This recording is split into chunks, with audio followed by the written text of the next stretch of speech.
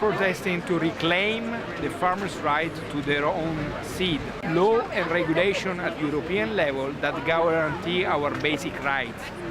Farmers' rights, it means the capacity to select, preserve, exchange, sell our own seed. Biodiversity in Europe and all over the world is affected by a concentration of the seed industry. 5 companies have in the hands 60% of the market. Peasant family farming is now, and all the law and the rules today are going against that. Alors je voudrais d'abord que pour tous les paysans du monde entier, vous faites